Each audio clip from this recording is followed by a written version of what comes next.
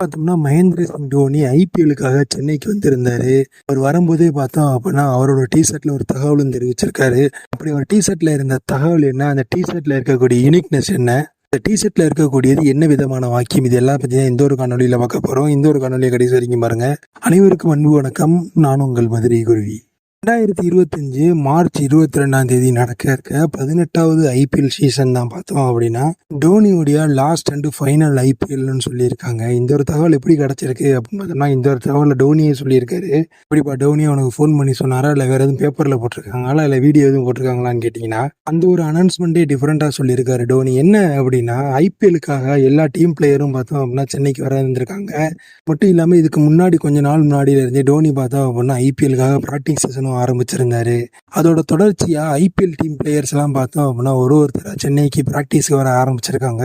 இது பார்த்தோம் அப்படின்னா ஐபிஎலோட அஃபிஷியல் ஃபேஸ்புக் பேஜில் பார்த்தோம் அப்படின்னா வீடியோக்கள் இன்னைக்கு காலையில இருந்தே வந்துகிட்டு இருந்தது. அது மட்டும் இல்லாமல் இந்த கிங்கிஸ் அரைவுன்னு சொல்ற மாதிரி டோனியும் சென்னைக்கு வந்துட்டாருன்ற மாதிரி வீடியோவும் போட்டிருந்தாங்க. இந்த ஒரு வீடியோ மூலயமே பார்த்தோம் அப்படின்னா சிஎஸ்கே ரசிகர்களுக்கெல்லாம் பார்த்தோம்னா கொண்டாட்டம் ஆரம்பிச்சிருச்சுன்னே சொல்லணும். பக்கம் சாம்பியன்ஸ் டிராஃபில இந்தியா வெற்றிக்கு மேல வெற்றியை சேர்த்து அடுத்ததா நியூசிலாந்து எதிர்கொள்ள இருக்காங்க. நியூசிலாந்து எதிர்கொள்ள ஜெயிச்சிட்டாங்க அப்படின்னா செமிஃபைனலுக்கு ஆடிய 3 மேட்ச்ல எந்தவித மேட்சும் தோல்வி இல்லாம வெற்றி விட போவாங்க. அப்படி ஜெயிக்கலனாலும் கூட செமிஃபைனலுக்கு ஆல்ரெடி போயிட்டாங்க இந்தியா. இதெல்லாம் ஒரு பக்கம் இருக்கிற நிலையில சென்னையோட ஐபிஎல் வீரர்கள்லாம் சென்னைக்கு வந்திருக்காங்க அவங்களோட ப்ராக்டிஸ் செஷனுக்காக.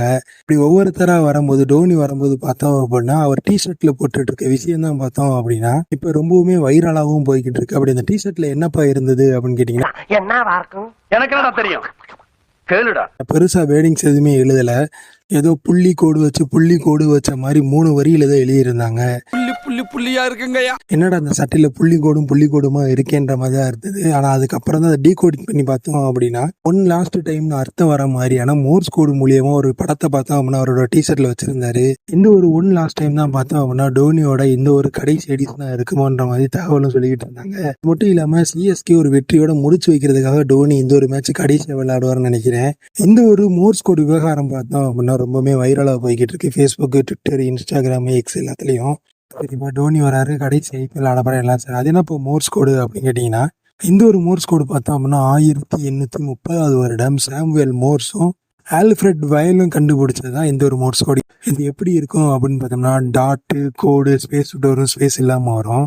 மட்டும் இல்லாமல் ஏபிசிடின்ற 26 எழுத்துக்கும் ஒவ்வொரு வேர்டுக்கும் ஒவ்வொரு மோர்ஸ் கோடு இருக்கும். அதே மாதிரி நம்பருக்கும் பார்த்தோம் அப்படின்னா மோர்ஸ் கோடு இருக்கும். இந்த ஒரு மோர்ஸ் கோடு மூலயமா பார்த்தோம் அப்படின்னா 1830களில் தகவல்கள் பார்த்தோம் அப்படின்னா இந்த ஒரு மோர்ஸ் கோடால தான் அனுப்ப முடியும். இது எப்படி இருக்கும் பார்த்தோம் அப்படின்னா நம்ம வீட்டில் இருக்க பழைய எலிக்கட்டை மாதிரி தான் இருக்கும்.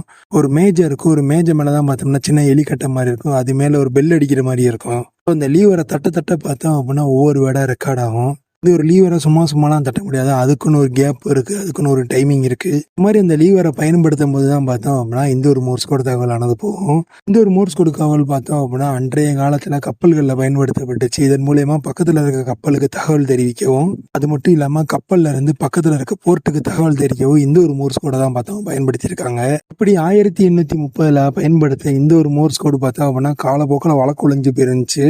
நம்ம பயன்படுத்துகிற ஃபோனு, சேட்டிலைட்டு, அது மட்டும் இல்லாமல் ஸ்டார்லிங்க்னால பார்த்தோம் அப்படின்னா இந்த ஒரு மோர்ஸ் கோடு பார்த்தோம் அப்படின்னா செயல்லேருந்து போயிருக்கு. இந்த ஒரு மோர்ஸ் கோடை பார்த்தோம் அப்படின்னா டோனி அவரோட சட்டையில் போட்டு ட்ரெண்ட் பண்ணியிருக்காரு. இந்த ஒரு 2025வது வருஷம் பார்த்தோம் அப்படின்னா 2 லெஜெண்டுகளுக்கு லாஸ்ட் வருஷமா இருக்கவும்னு சொல்லியிருந்தாங்க. இன்னும் பார்த்தோம் அப்படின்னா திரையுலகத்துல இருந்து விஜய் அவர்கள் பார்த்தோம் அப்படின்னா வெளியே இருக்காரு. இந்த ஒரு வருஷம் தான் கடைசி வருஷம்.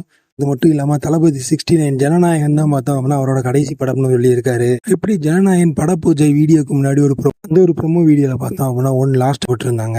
அதே மாதிரியான ஒரு ப்ரொமோவை தான் பார்த்தோம் அப்படின்னா மகேந்திர சிங் தோனியும் கொடுத்துருக்காரு ஒன் லாஸ்ட் டைம்னு. இந்த வீடியோ பார்க்குறேன் நீங்கள் ஒரு டோனி ஃபேனாவோ, விஜய் ஃபேனாவோ, இல்லை டோனி விஜய் ஃபேனாவோ, இல்லை டோனி ஃபேன் மட்டும்தான்ற மாதிரி இருந்தீங்க அப்படின்னா இந்த ஒரு வீடியோவை லைக் பண்ணிட்டு நிறைய டோனி ஃபேன்ஸுக்கு ஷேர் பண்ணுங்க.